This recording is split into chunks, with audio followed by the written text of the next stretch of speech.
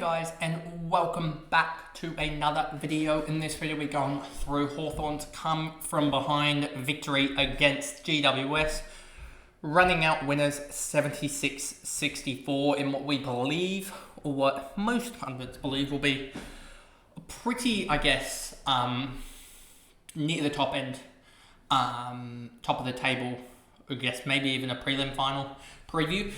Hawks go 4-0, Giants 2-1, I believe. And then you also had the game on at the exact same time between Brisbane and Geelong, which most would believe are another top four sides. So you got a lot of the top end sides. And I guess, it's interesting because we had this exact conversation with Sydney last year that I see with Hawks, and where they just blow the competition away for 8, 10, 12 weeks.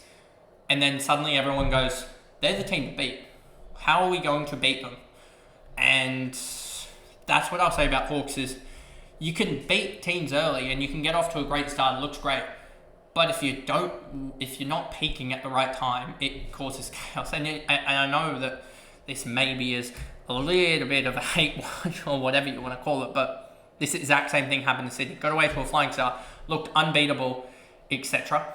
And then came crashing down to earth when teams started to figure them out. And you want to be up for the whole season, but that's not how professional sports work. It is so hard to go and win every single game of the year. So, Hawks probably need to almost lose a couple just to get down back near the pack, almost in a way, because a lot of teams will be focused on how to beat them at this point in time. Blake Hardwick, he had a really good game. 1 goal, 3 though. Probably could have finished off a couple more, but I mean, the blaring breeze or whatever the heck you want to call it was just chaos for finishing. Lloyd Meek, 97-118. He had his way with Briggsy, who had a pretty poor game in the end. So yeah, Briggsy watch. He's going to go down in price dramatically on both platforms, and I mean, if you wanted to trade off going to basically someone cheaper that's going to do the same output, then there's your guy in Briggsy, but I wouldn't be doing that. Cam McKenzie, he's been surprisingly good. I know that I said to someone that McKenzie, not a good pick, but I think he's turned out, and what's he put up in the last couple of games? Let's go to McKenzie. I have it on defenders, that's why it's not working. McKenzie, he's gone and averaged 80 across the 4 games, so yeah, not the greatest. So for his price point of what he start out as, 600k, roughly 58, it's not groundbreaking, put it that way. So whereas in Supercoach, I want to say he's a lot more of a ball user, and of course Supercoach has gone AWOL because that's what we do. Mackenzie, let's look at Mackenzie here. He started out, he's gone 83 in the last 3 and he went 105.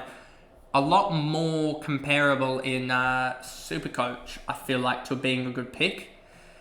As he was 61 and he's gone, 245 or something?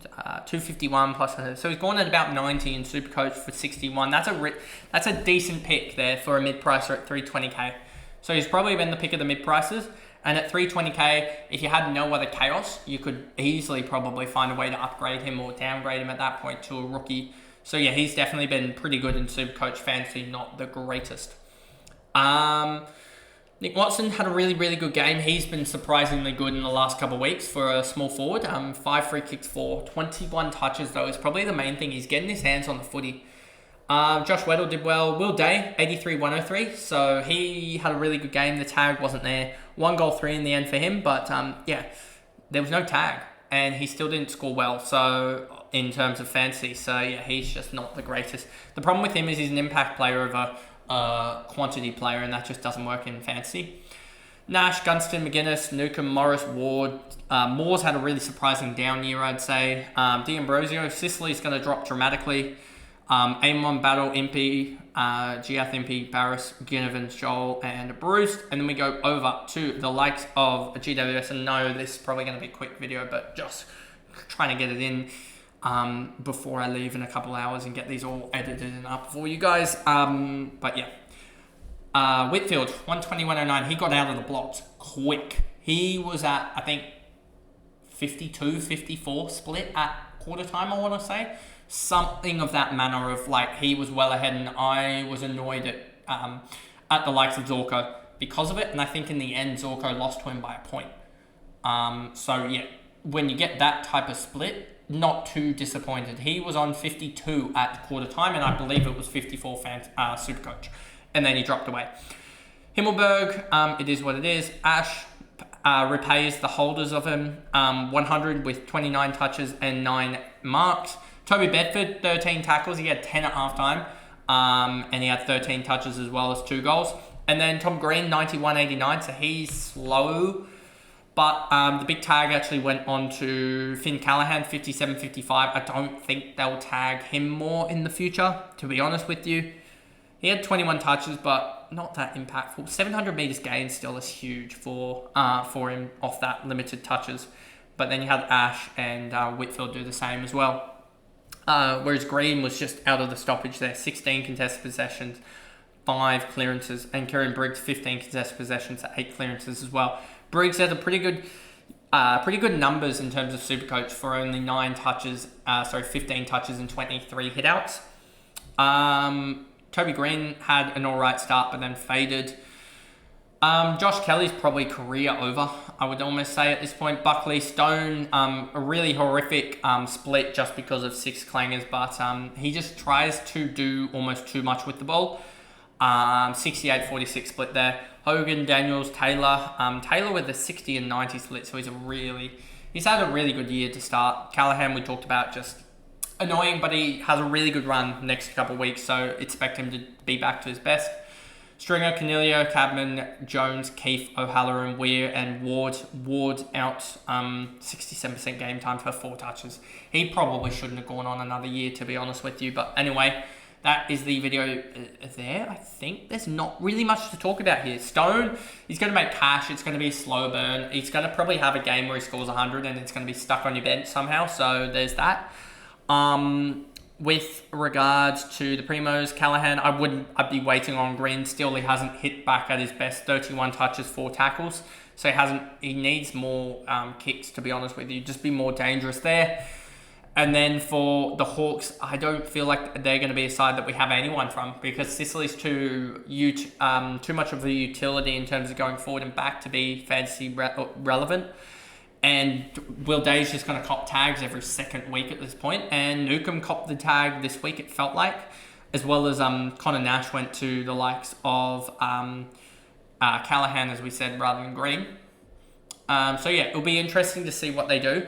I feel like teams could also just double tag the likes of Hawthorn, as that could be a way around it. Tag Will Day, tag out Newcomb, and then suddenly you've got 2 guys that don't really impact the game, and then you're relying on Cam McKenzie to step up, which he did in this game. But can they do it in future games is a big question. But yeah, Hawks look the goods at the moment. We'll see how that goes in the long run, as they are 4-0 heading into the bye, and we'll see how the form, I guess, heads into the back end of the year. But anyway, that is the video there. If you guys did enjoy the video, remember to like and subscribe, turn the notification bell on so you know when I upload. If you are listening on Spotify, give me a follow and a rating over there. And I'll see you guys.